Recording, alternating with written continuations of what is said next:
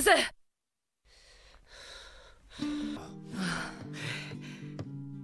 Kaoru terharu melihat Yahiko telah melewati masa krisisnya. Bahkan tanpa sadar, dirinya menangis dan memeluk Kenshin melihat Yahiko akan sembuh. Kaoru sangat berterima kasih karena Dr. Gensai telah bersedia menolong Yahiko. Namun, Dr. Gensai menegaskan bahwa Kaoru patut berterima kasih kepada orang yang telah menulis resep dengan tepat untuk pengobatan Yahiko. Dr. Gensai menilai, orang yang membuat resep dan meracik obat, telah melakukannya dengan sempurna. Ia menganggap orang yang meracik obat, adalah orang yang sangat ahli dalam pengobatan, bahkan mungkin seorang master dalam obat-obatan kimia. Mendengar penjelasan Dr. Gensai, Kenshin terdiam. Namun, di balik diamnya, Kenshin merasa telah berhutang budi kepada Megumi, karena telah menyelamatkan hidup sahabatnya.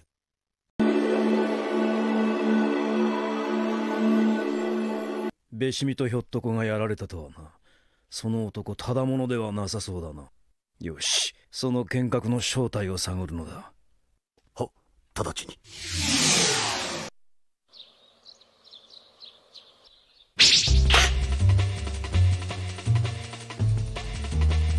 Di dojo Kamiya, tiba-tiba Megumi mendapatkan sebuah pesan melalui sebuah kunai yang dilemparkan tepat di hadapannya. Ia membaca pesan itu, dan bergegas lari menuju ke suatu tempat. Sano yang tengah berada di luar, melihat Megumi dan mencoba mengikutinya. Saat mulai memasuki hutan, Megumi bertemu dengan Hanya yang menyamar menjadi seseorang yang pernah ditolong oleh Megumi, hingga membuatnya terkejut. Maido, いつもお世話になっています。あるんですがね。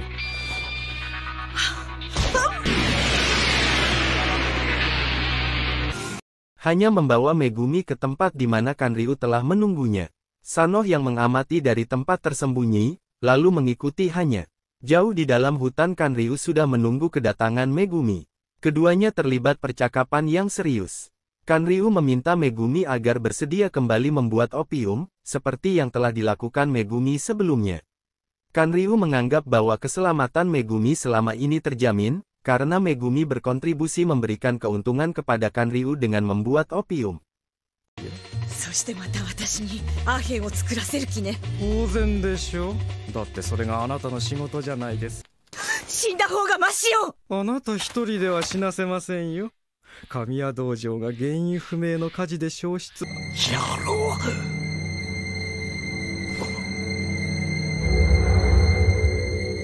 Kanryu menatap Megumi dengan sorot mata dingin, lalu menyampaikan ancamannya secara langsung dan kejam, memaksanya kembali membuat opium demi bisnis kotor yang selama ini ia jalankan.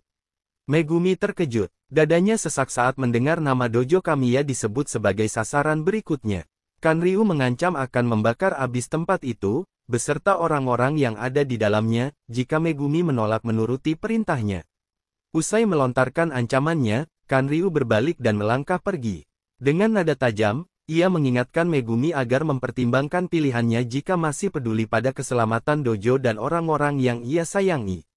Begitu sosok Kanryu menghilang dari pandangan, Megumi terduduk lemas, tubuhnya gemetar. Ancaman itu terlalu nyata dan kejam. Dalam sunyi yang menyesakkan, ia hanya mampu menangis, meratapi nasib dan ketidakberdayaannya.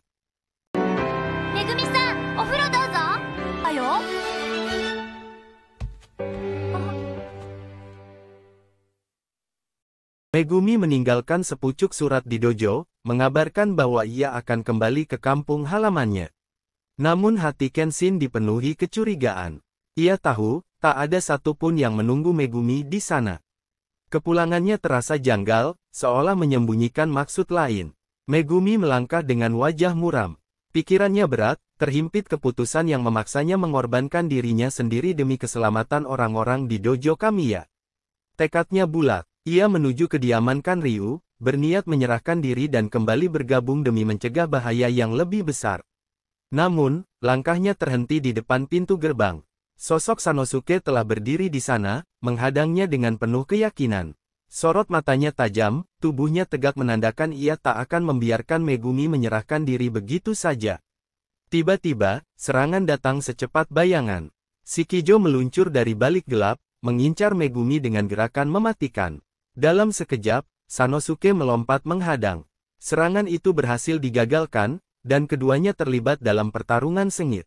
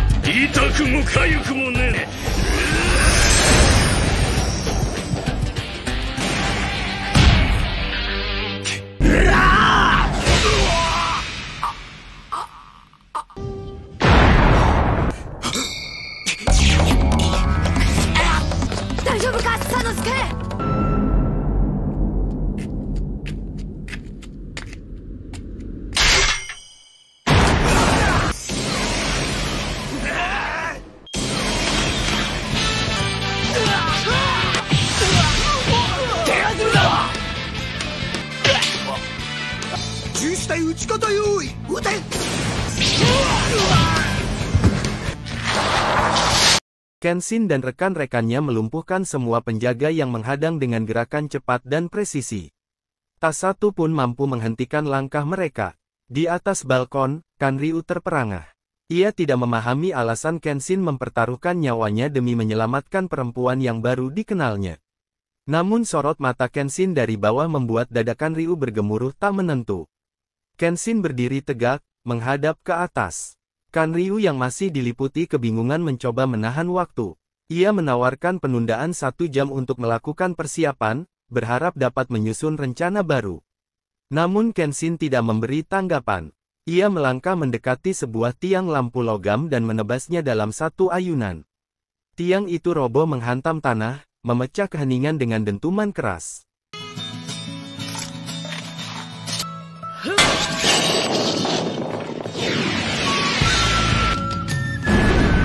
Tatapannya kini menusuk tajam ke arah Kanryu. Tak ada penundaan, ia datang untuk membawa Megumi pulang, sekarang juga. Keempatnya berdiri tepat di depan pintu masuk, tubuh mereka tegang dalam keheningan yang menggantung. Dengan langkah mantap, Kenshin maju membuka pintu. Di dalam, hanya telah berdiri, menanti tanpa kata. Kenshin mendekat, berharap menghindari pertarungan.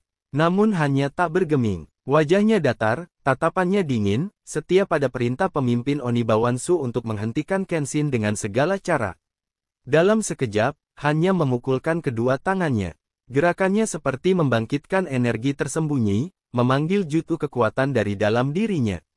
Tubuhnya segera merendah dalam posisi kuda-kuda yang siap menghantam.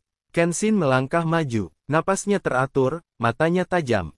Tubuhnya bersiap, menerima kenyataan bahwa pertarungan tak bisa dihindari. Tanpa aba-aba, hanya menerjang. Gerakannya cepat dan mengendap, seperti bayangan yang tak memberi waktu untuk berpikir. Pertarungan pun dimulai.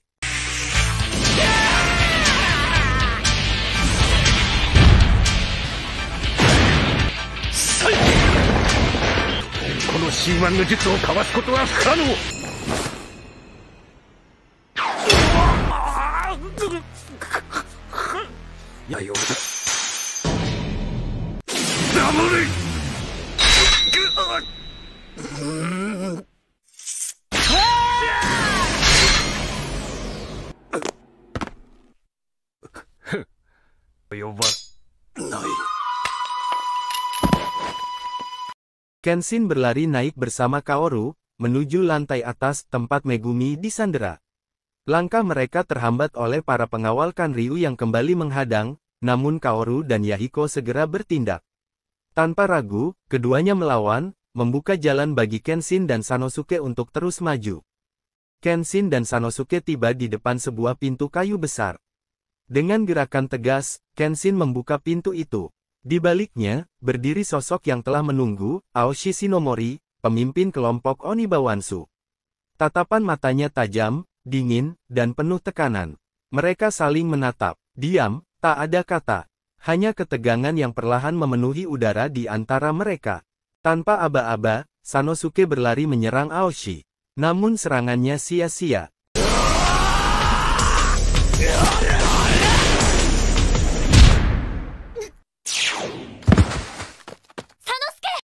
Aoshi menatap tajam ke arah Kenshin, tubuhnya tegak dalam diam yang menegang. Ia perlahan mengeluarkan pedang dari sarungnya, sinarnya berkilat di bawah cahaya redup. Kenshin tak bergeming, hanya matanya yang menyipit, mengukur jarak dan membaca gerak lawan.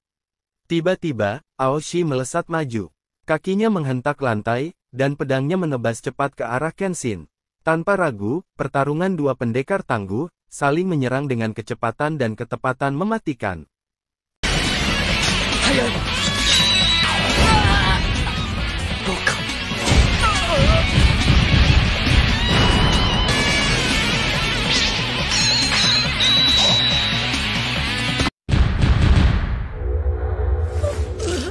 Serangan Aoshi menghantam tubuh Kenshin dengan telak. Tanpa sempat menyadari, darah mengalir dari mulut Kenshin, menandakan luka dalam yang serius. Tubuhnya limbung, lalu tertunduk lemas menahan sakit. Di depannya, Aoshi berdiri tegak.